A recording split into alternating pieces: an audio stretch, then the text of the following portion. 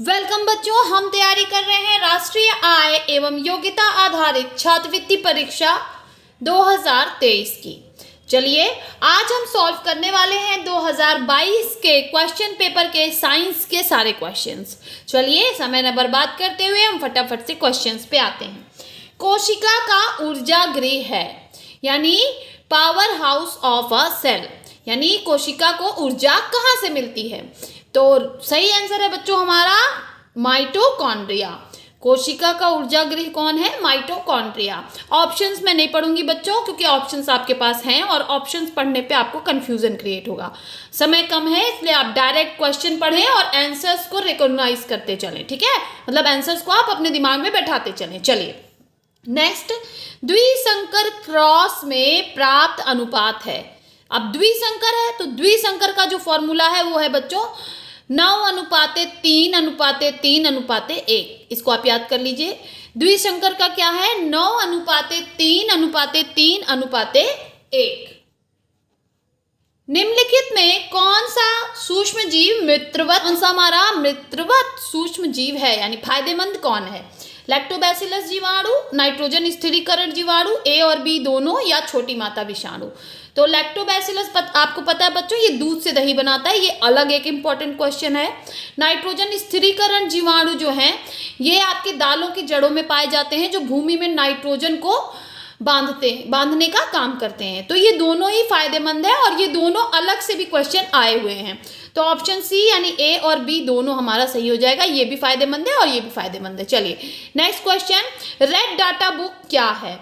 तो red data book जो है बच्चों वो है हमारी लुप्त प्राय जंतु एवं वनस्पतियों की सूची, यानी जो हमारे जानवर हैं जो खतरे में हैं, जो खत्म होने वाले हैं, लुप्त प्राय होने वाले हैं, उनकी जंतु एवं वनस्पतियों की सूची को हम रेड डाटा बुक कहते हैं।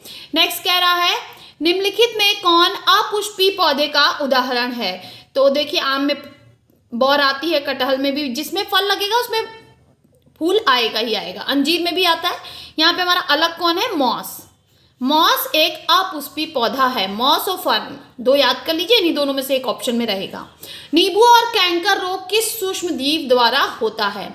नींबू, ये गलत लिखा हुआ है बच्चों, नींबू में कैंकर रोग किस सूक्ष्म जीव द्वारा होता है? तो ये जीवाणु द्वारा होता है। इसको आप याद कर लीजिए। चलिए नेक्स्ट पढ़ते हैं। निम्नलिखित में से किन पौधों में पत्तियां कांटों में रूपांतरित होती हैं? तो हमें पता है कि अब यहाँ ऑप्शन में कभी कभी नागफनी दिया रहेगा या कभी कभी दिया रहेगा मरुस्थलीय पौधों में। तो यहाँ पे हमारा ऑप्शन बी सही हो जाएगा, मरुस्थलीय पौधों में या कभी कभी नागफनी दिया होता है, ठीक है? चलिए, प्रतिजैविक दवा क्लोरेलिन बनाई जाती है। तो क्लोरेलिन किससे बनाई जाती है बच्चों? शैवाल से। क्लोरेलिन किससे बनती है? शैवाल से। चलिए नेक्स्ट क्वेश्चन, निम्नलिखित में से कौन है जो केवल पादप कोशिका में पाया जाता है? तो इन चारों ऑप्शन में से बच्चों प्लास्टिड है जो केवल पादप कोशिका में पाया जाता है। प्लास्टिड की ही वजह से जो टमाटर होता है वो लाल होता है, शिमला मिर्च कोई पीले रंग का होता है, कोई शिमला मिर्च हरे रंग का होता है। मतलब कि सब्जियों के जो भी कलर्स हैं वो इन्हीं प्लास्टिड की वजह से होते हैं। चलिए नेक्स्ट, केचुए में श्वसन होता है। केचुए में श्वसन त्वचा के द्वारा होता है, क्योंकि ना तो उसके पास फेफड़ा है, ना क्लोम और ना श्वासरंध्र। इनमें से किस पोषक तत्व से सबसे अधिक ऊर्जा मिलती है? तो देखिए सबसे अधिक किससे मिलती है? वसा से। किसी खाद्य पदार्थ में वसा के परीक्षण के लिए किस रासायनिक विलयन की आवश्यकता होगी? तो खाद्य पदार्थ में वसा के परीक्षण के लिए आयोडीन से इसका परीक्षण किया जाता है। नेक्स्ट, प्राकृतिक चयनवाद किसने प्रतिपादित किया था? तो प्राकृतिक चयनवाद किया था डार्विन ने। निम्नलिखित में से कौन वास्तविक मछली है? तो यहाँ पे जो आप देख रहे हैं फ्लाइंग फिश, ये एक वास्तविक मछली है। निम्नलिखित में से कौन से जंतु अंडे देते हैं? अब जैसे आपको पता है अंडे देने वालों को हम अंडेयुज कहते हैं। तो यहाँ पे प्लेटिपस जो है ये हमारा अंडे देने वाला जंतु है। निम्नलिखित में से कौन उत्सर्जी अंग नहीं है? तो निम्नलिखित में से उत्सर्जी अंग यानी जो उत्सर्जन न करता हो, तो यहाँ पे प्लीहा जो है ये उत्सर्जन नहीं करती है। वृक्क से आपको पता है, इसको हम विक्र को किडनी भी कहते हैं, इससे हमारा यूरिन बनता है। फेफड़े से ऑक्सीजन और कार्बन डाइऑक्साइड का आदान प्रदान होता है। और यकृत जो है वो हमारा खून में से गंदे पदार्थों को बाहर निकाल देता है। तो ये तीनों हमारे उत्सर्जी अंग हैं, जबकि प्लीहा उत्सर्जी अंग नहीं है। नेक्स्ट कह रहा है किस जंतु में स्पर्शक भोजन ग्रहण करने में सहायक होते हैं। तो स्पर्शक पाए ही जाते हैं हाइड्रा में। तो हाइड्रा में वो देखिए हाइड्रा इस तरह से होता है, इस तरह से इसके मुंह पे ऐसे निकली रहती है, तो यहाँ से ये पकड़ पकड़ के लाता है, इसी को हम स्पर्शक बोलते हैं।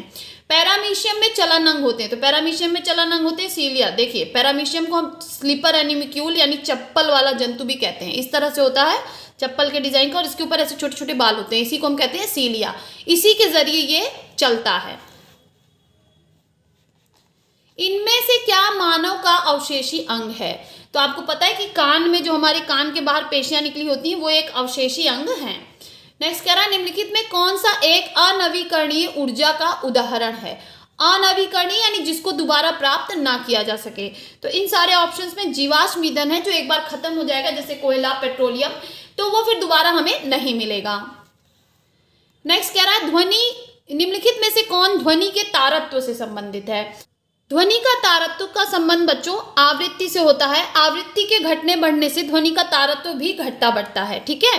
प्रकाश को अपने घटक रंगों में विभक्त होने की घटना को हम क्या कहते हैं, इसको हम कहते हैं वर्ण विक्षेपण। यहाँ ऑप्शन में विक्षेपण दिया है तो हम ऑप्शन ए को टिक करेंगे। वर्ण विक्षेपण क्या होता है बच्चों, आपने कई बार देखा होगा कि अगर शाम के समय आप अपने बल्ब की तरफ देखिए तो उसमें से आपको 2-3 रंग निकलते दिखाई देते हैं। दूसरा जो इसका सबसे बड़ा एग्जाम्पल है वो इंद्रधनुष है। आपको इंद्रधनुष बरसात के समय में दिखाई देता है।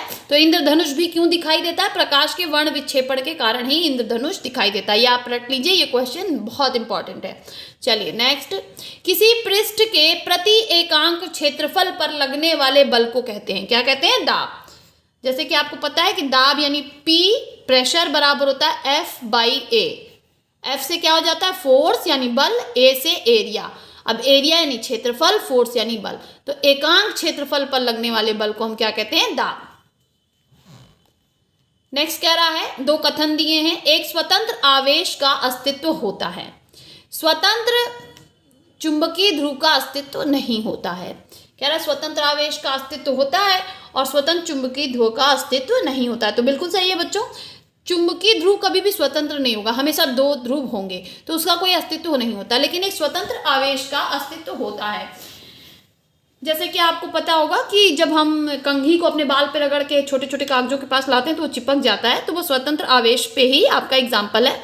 तो यहाँ पे हमारा ऑप्शन सी सही हो जाएगा, दोनों ही सत्य हैं। कह रहा है यदि धारामापी अमीटर तथा वोल्ट मीटर के प्रतिरोध क्रमशः X1, X2, X3 हो तो कौन बड़ा होगा और कौन छोटा होगा। यहाँ पे मैं बताना चाहूंगी बच्चों कि वोल्ट मीटर का प्रतिरोध सबसे ज्यादा है। एक आदर्श वोल्ट मीटर का प्रतिरोध जो है वो अनंत होता है और अमीटर का प्रतिरोध सबसे कम होता है। एक आदर्श अमीटर का प्रतिरोध 0 होता है। तो सबसे कम हो गया हमारा अमीटर यानी X2, उससे ज्यादा होगा धारामापी यानी X1 और सबसे ज्यादा होगा वोल्ट मीटर यानी X3। तो X2 से बड़ा होगा X1 और X3। तो ऑप्शन सी जो है ये हमारा सही हो जाएगा। चलिए नेक्स्ट कह रहा है यदि 1 मील बराबर 8/5 किलोमीटर तो 1 मील प्रति घंटा का मान किसके बराबर है। तो सबसे पहले आप देखिए इसमें बदला किस में है, मीटर प्रति सेकंड में। तो यानी मील को हमें मीटर में लाना होगा और घंटे को हमें सेकंड में लाना होगा। तो इसके लिए हम इसको सॉल्व कर लेते हैं। तो देखिए सबसे पहले हम क्या करेंगे, मील को मीटर में लाने के लिए सबसे पहले हम 8/5 को सॉल्व कर लेते हैं। तो ये आ गया 1.6 और 1 किलोमीटर में होता है 1000 मीटर। चलिए उसके बाद 1 घंटा बराबर होता है 60 × 60 सेकेंड। तो 1 मील प्रति घंटा बराबर हो जाएगा 1.6 × 1000/60 × 60। इसको हम सॉल्व करेंगे तो आ जाएगा 4/9 मीटर प्रति सेकेंड। तो हमारा सही आंसर क्या हो जाएगा, ऑप्शन बी 4/9 मीटर प्रति सेकेंड। नेक्स्ट कह रहा है हर्ट्ज मात्रक है। हर्ट्ज किसका मात्रक है, आवृत्ति का।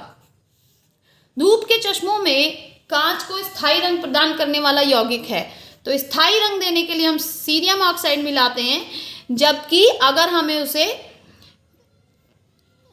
अस्थायी रंग देना होता है तो हम सिल्वर आयोडाइड मिलाते हैं। नेक्स्ट कह रहा है जल में ऑक्सीजन की संयोजकता होती है। तो जल में ऑक्सीजन की संयोजकता होती है 2। देखिए H2O ऑक्सीजन का एक अणु हाइड्रोजन के 2 अणुओं के साथ संयोग करता है तो इसकी संयोजकता होती है 2। सल्फाइड अयस्क है। इसमें से जो बच्चों ये अर्जेंटाइड है यानी AgS, अर्जेंटाइड को हम क्या लिखते हैं, AgS। Ag माने आपका सिल्वर।